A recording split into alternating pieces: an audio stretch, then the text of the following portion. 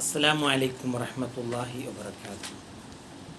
അൽഹംദുലില്ലാഹി റബ്ബിൽ ആലമീൻ വസ്സലാത്തു വസ്സലാമു അലാ സയ്യിദിൽ മുർസലീൻ വഅലാ ആലിഹി വഅസ്ഹാബി അജ്മഈൻ അമ്മാ ബഅദ്. വമാ തൗഫീഖി ഇല്ലാ ബില്ലാഹി അലൈഹി തവക്കൽതു വഇലൈഹി ഉനീബ്. അല്ലാഹുമ്മ റബ്ബി ഇശ്റഹ് ലി സദ്രി വയസ്സിർ ലി അംരി വഹ്ലുൽ ഉഖ്ദതം മിൻ ലിസാനി യഫ്ഖഹു ഖൗലി.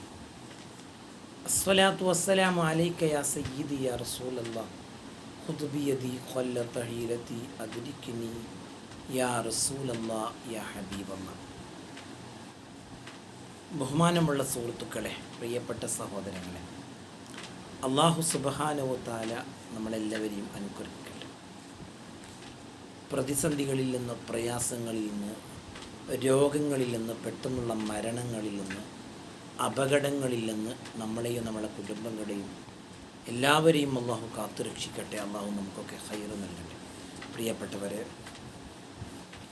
ഇന്നത്തെ പകൽ ഡിസംബർ 6 അതിനെക്കുറിച്ചുള്ള ഒരു ചിന്തകളാണ് ഇന്ന് പ്രിയപ്പെട്ട സഹോദരങ്ങളോട് പങ്കുവെക്കുന്നത്. ഡിസംബർ 6 എന്ന് പറഞ്ഞാൽ ബാബരി മസ്ജിദ് തകർക്കപ്പെട്ട ദുഃഖകരമായ ഒരു ദിനം. 4.5 നൂറ്റാണ്ട് കാലം അല്ലാഹു സുബ്ഹാനഹു വ തആലക്ക് സുജൂദ് ചെയ്യപ്പെട്ട, അള്ളാഹുവിൻ്റെ പരിശുദ്ധമാക്കപ്പെട്ട ബാങ്കുലി മുഴങ്ങിയ ആ ബാബരി മസ്ജിദിൻ്റെ മിനാരങ്ങളും ആ പള്ളിയും തകർക്കപ്പെട്ടിട്ട് ഇന്ന് 32 വർഷങ്ങൾ പിന്നിടുകയാണ്. ഈ സമയത്ത് നമുക്ക് അതിൻ്റെ ഓർമ്മകൾ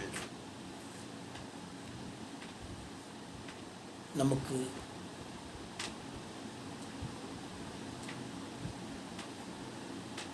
ഏതൊരു സമയത്തും എല്ലാ ഡിസംബർ 6 നമ്മെ ചിന്തിപ്പിച്ചു കൊണ്ടിരിക്കുന്നു.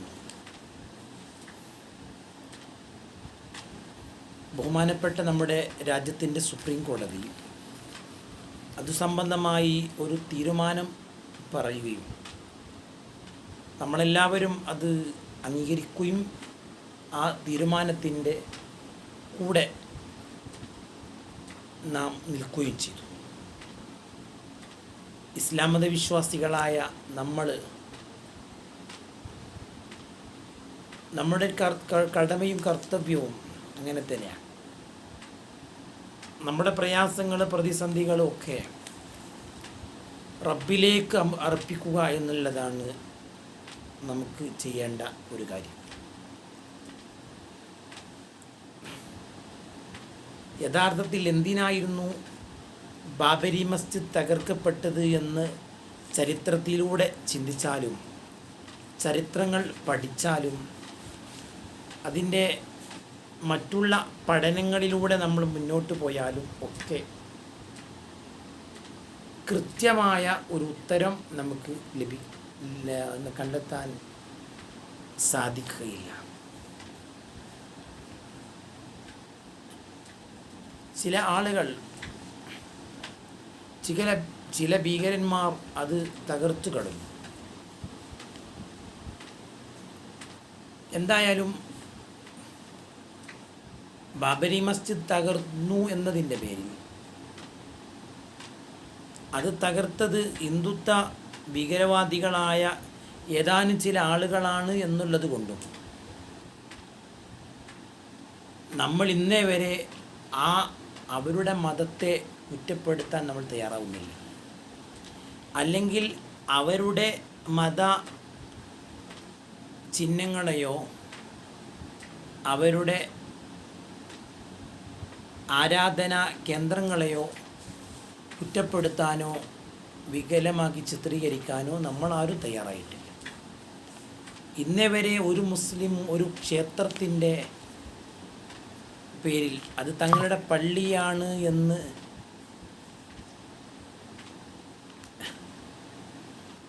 അവകാശവാദം ഉന്നയിച്ച് മുന്നോട്ട് വരാനും നമ്മളാരും തയ്യാറായിട്ടില്ല. കാരണം ഒന്ന്, പള്ളി എന്നുള്ളത് അള്ളാഹുവിനിക്ക് വേണ്ടി ആരാധന ചെയ്യുന്ന ഒരു ഭവനമാണ്.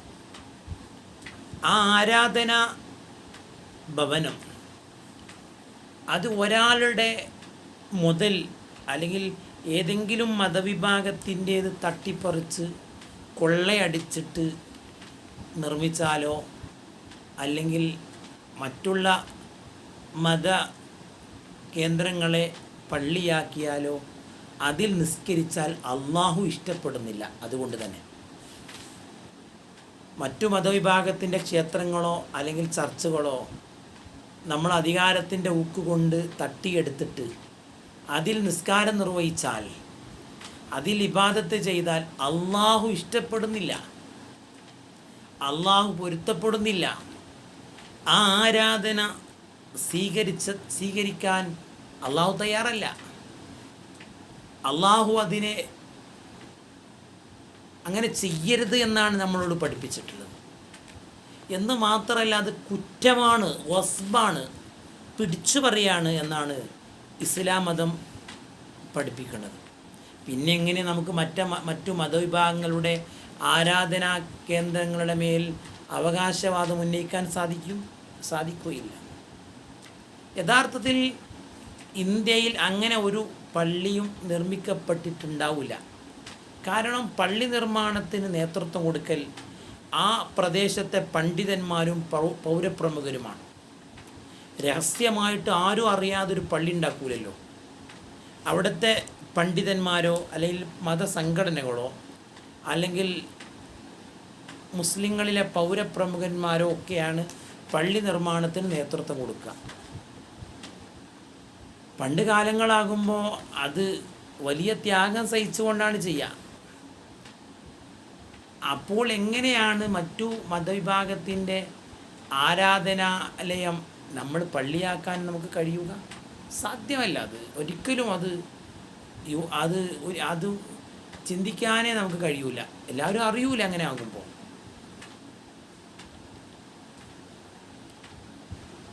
അള്ളാഹുവിൻ്റെ പ്രവാചകൻ മുഹമ്മദ് മുസ്തഫ സല്ലല്ലാഹു അലൈഹി വസല്ലം തങ്ങളാണ് ഇസ്ലാമിലെ അന്ത്യപ്രവാചകൻ.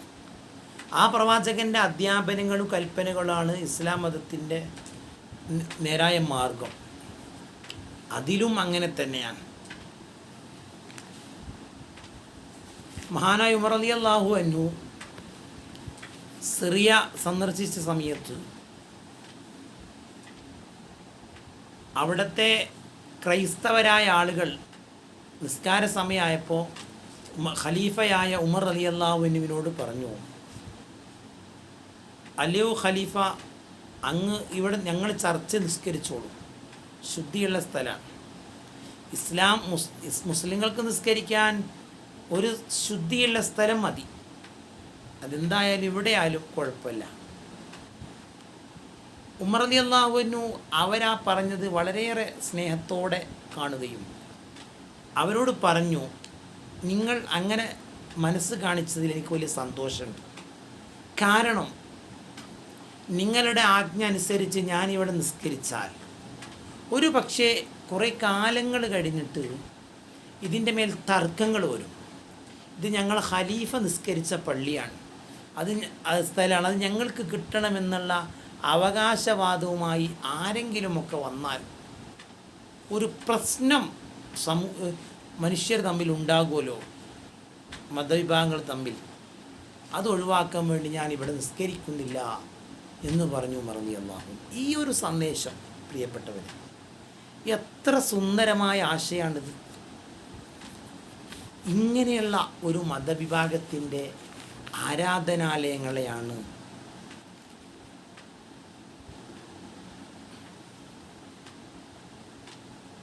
തകർത്ത് കളയാൻ, അല്ലെങ്കിൽ അതൊക്കെ തകർക്കണം, അവിടെ ക്ഷേത്രങ്ങളുണ്ട് എന്ന് പറഞ്ഞ് കുറച്ചാളുകൾ രംഗത്ത് വരുന്നു. അവർക്കൊരു മതമുണ്ട് എന്ന് പറയാൻ പോലും പറ്റുമോ എന്ന് സംശയമാണ്. കാരണം അവർ വിശ്വസിക്കുന്ന ഹൈന്ദവ മതം അങ്ങനത്തെ ഒരു മതമല്ല. ഹിന്ദുമതം എല്ലാ വിഭാഗങ്ങളെയും സ്നേഹിക്കണമെന്ന് പഠിപ്പിച്ച മതമാണ്. എല്ലാ മതങ്ങളും അങ്ങനെ തന്നെയാണ്. മതത്തിൻ്റെ പേരിൽ ചില ആളുകൾ ഭീകരവാദികളാകുന്നു എന്ന് എന്നുള്ളതാണ് പ്രശ്നം. പക്ഷെ അതിൻ്റെ പേരിലും നമ്മൾ ആ മതത്തെ കുറ്റപ്പെടുത്താൻ നമ്മളിപ്പോഴും നേരത്തെയും പണ്ടും ഒരു മുസ്ലിം തയ്യാറായിട്ടില്ല.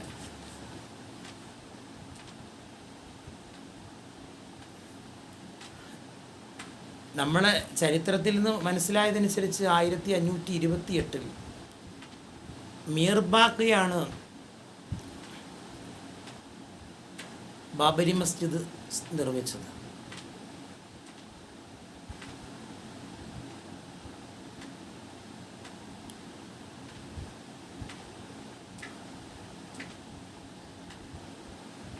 ബ്രിട്ടീഷുകാർ അതിനൊരു ചില അപശബ്ദങ്ങൾ കേട്ടു തുടങ്ങിയപ്പോൾ ചുറ്റുമതിൽ സ്ഥാപിക്കുകയും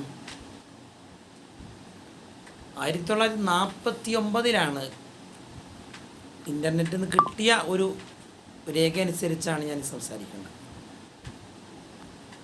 രാമവിഗ്രഹം കാണപ്പെട്ടു എന്ന് പറയുന്നത്. അതിൻ്റെ മുമ്പ് അവിടെ രാമവിഗ്രഹം കാണപ്പെട്ടിട്ടില്ല.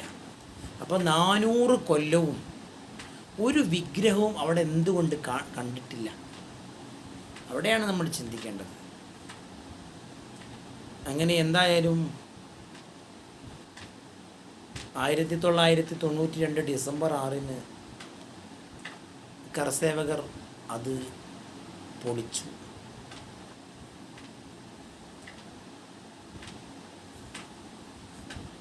യഥാർത്ഥത്തിൽ ഇവിടെ ഒരു ആരാധനാലയത്തെ സംരക്ഷിക്കുന്ന ഒരു നിയമം നമ്മുടെ രാജ്യത്ത് നമ്മളെല്ലാവരും ചേർന്നുണ്ടാക്കിയൊരു നിയമമുണ്ട്. അതുപോലും ഹനിക്കപ്പെടുന്ന ഒരു രീതിയിലാണ് ഇങ്ങനെയുള്ള ചില കാര്യങ്ങളൊക്കെ നമ്മുടെ രാജ്യത്ത് സംഭവിച്ചത്. ഇപ്പോഴും ചില പള്ളികളുടെ മേൽ 5ഓളം പള്ളികളുടെ മേൽ ഇപ്പോഴും അവകാശവാദം ഉന്നയിച്ചു എന്ന് പത്രങ്ങളിൽ നമ്മൾ വായിച്ചു. ഇന്നത്തെ സുപ്രഭാത ദിനപത്രത്തിൻ്റെ ആദ്യത്തെ പേജിൽ നമുക്കത് വായിക്കാൻ സാധിക്കും. യഥാർത്ഥത്തിൽ ഇതൊന്നും മതവിഭാഗങ്ങൾ തമ്മിൽ അനൈക്യപ്പെടാനോ ശത്രുത പുലർത്താനോ കലഹങ്ങൾ ഉണ്ടാക്കാനോ വർഗീയ ചേരിതിരിവുകൾ ഉണ്ടാക്കാനോ കാരണമാകരുത് എന്ന് നമുക്കൊരു നിർബന്ധമുണ്ടാകും. മതങ്ങൾ മനുഷ്യരുടെ നന്മക്കാണല്ലോ. അതുകൊണ്ട് ഒരിക്കലും ഒരു മതവിഭാഗത്തെയോ ചെറുതാക്കി കാണിക്കാനല്ല മറ്റേ മതം ഉണ്ടായത്. ഇസ്ലാം മതം അതിൻ്റെ ആശയങ്ങൾ നമുക്ക് പറയാൻ കഴിയും. ഒരു മതവിഭാഗത്തെ കുറ്റപ്പെടുത്താൻ ഇസ്ലാം പഠിപ്പിക്കുന്നില്ല. ഇസ്ലാം തുറന്ന ഒരു പുസ്തകമാണ്. ഇസ്ലാം എന്താ പറഞ്ഞത്? ലക്കും ദീനുക്കും വലിയത്. നിങ്ങൾ നിങ്ങളുടെ മതമനുസരിച്ച് ജീവിക്കുക, ഞാൻ എൻ്റെ മതവും അനുസരിച്ച് ജീവിക്കാം എന്നാണ് മുഹമ്മദ് നബി സ്വല്ലല്ലാഹു അലൈഹി വസല്ലം നബിതങ്ങളുടെ കാലഘട്ടത്തിലുള്ള ഇസ്ലാമിൻ്റെ വിരോധികളായ ആളുകളോട് പറഞ്ഞിട്ടുള്ള സന്ദേശം. അവിടെയാണ് നമ്മളും ആ ഒരു രീതിയിലാണ്. ഓരോരുത്തരും അവരുടെ മതം അനുസരിച്ച് അവർക്ക് പ്രവർത്തിക്കാം. നമ്മുടെ രാജ്യത്ത് അങ്ങനത്തെ നിയമമുണ്ടല്ലോ. ഒരു മതവിഭാഗത്തിൻ്റെ ആരാധനാലയത്തെ പൊളിക്കാൻ, അതിനെ ഇല്ലാതെയാക്കാൻ എന്തിന് മറ്റുള്ളവർ ഒരു സമയം കണ്ടെത്തണം എന്നുള്ളതാണ്. നോക്കൂ, നിങ്ങൾ ഇങ്ങനെയൊക്കെ ആണെങ്കിൽ പോലും ഇങ്ങനെയൊക്കെ നമ്മുടെ നാട്ടിൽ നടക്കുന്ന സമയത്ത് അറബ് നാടുകൾ, UAE പോലത്തെ അറബ് നാടുകൾ, UAEയിലൊക്കെ അവിടുത്തെ ഇസ്ലാമിക ഭരണാധികാരി, ഇസ്ലാമിക രാഷ്ട്രമാണ്, അതാണ് ഇസ്ലാമിക ഭരണമാണ്. അവിടെ പോലും നമ്മുടെ നാടുകളിൽ നിന്ന് വന്ന ഹൈന്ദവ സഹോദരന്മാർക്ക് അവരുടെ ആരാധന നിർവഹിക്കാൻ ക്ഷേത്രം ആ ഗവൺമെൻറ്റിൻ്റെ ചിലവിൽ നിർമ്മിച്ചു കൊടുത്തു. നമ്മുടെ ഇന്ത്യയുടെ ബഹുമാന്യനായ പ്രധാനമന്ത്രി അവിടെ അത് സന്ദർശിച്ചിട്ടുണ്ടല്ലോ. അദ്ദേഹത്തെ ക്ഷണിച്ചു വരുത്തി കാണിച്ചു കൊടുത്തിട്ടുണ്ടല്ലോ. എന്തുകൊണ്ട് നമ്മുടെ ഭരണാധികാരികൾക്ക് ഇതിൽ നിന്നൊരു പാഠം കിട്ടുന്നില്ല. തീർത്തും ഒരു ഇസ്ലാമിക ഭരണം നടക്കുന്ന UAE-യിൽ ആ നാട്ടിലൊരു ഹിന്ദു പോലും ഇല്ല, ഒരു ക്രിസ്ത്യാനി പോലും ഇല്ല. അവിടെ ജോലിക്ക് വന്ന തൊഴിലാളികളായ ആളുകൾക്ക് ആരാധന ചെയ്യാൻ വേണ്ടിയിട്ട് അവരുടെ ചിലവിൽ ഒരു ക്ഷേത്രം നിർമ്മിച്ചു കൊടുത്തു എന്ന് പറയുമ്പോൾ, ഇവിടെ നമ്മുടെ രാജ്യത്ത് ജനിച്ച, ഈ രാജ്യത്തിന് വേണ്ടി പോരാടി ജീവൻ ബലി കൊടുത്ത മുൻഗാമികളായ ആളുകളുടെ തലമുറക്കാർ ഈ രാജ്യത്തിൻ്റെ ഏത് ക്ഷേമപ്രവർത്തനത്തിലും സഹകരിക്കുകയും രാജ്യത്തിന് നികുതി കൊടുക്കുകയും രാജ്യത്തിൻ്റെ തെരഞ്ഞെടുപ്പ് പ്രക്രിയകളിൽ പ്രവർത്തിക്കുകയും വേണ്ടുന്ന സേവന പ്രവർത്തനങ്ങൾ, സന്നദ്ധ സേവനങ്ങൾ ചെയ്തുകൊണ്ടിരിക്കുന്ന ഈ ഒരു സമൂഹത്തെ,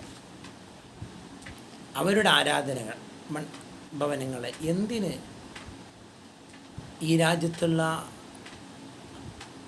ചുരുങ്ങിയ ചില ആളുകൾ ആക്രമിക്കുകയും അതിനെന്തുകൊണ്ട് ഭരണാധികാരികൾ ഗൗരവമായി എടുക്കുന്നില്ല എന്നുള്ളതാണ് നാം മനസ്സിലാക്കേണ്ടത്. ഇതുപോലെ ക്രൈസ്തവ സഹോദരന്മാരും അവരും പീഡിപ്പിക്കപ്പെടുന്നു. അതുപോലെ ദളിതന്മാർ, അതുപോലെ താഴ്ന്ന ജാതിക്കാരായ ആളുകൾ, ഇങ്ങനെ തുടങ്ങിയ ഒരു വലിയ സമൂഹം ഇവിടെ പീഡനങ്ങളും കഷ്ടതകളും അനുഭവിച്ചു കൊണ്ടിരിക്കുകയാണ്. ഇവരുടെ ക്ഷേമത്തിനും ഉന്നമനത്തിനും വേണ്ടി പ്രവർത്തിക്കേണ്ട ഭരണാധികാരികൾ ഇതൊന്നും കണ്ടില്ല കേട്ടില്ല എന്നുള്ള ഒരു ഭാവനയിലൂടെ മുന്നോട്ട് പോകുന്നത് വളരെയേറെ ദുഃഖകരമാണ് എന്നാണ് പറയാൻ. അതുകൊണ്ട് നമ്മളൊരു മതത്തിനുമെതിരല്ല.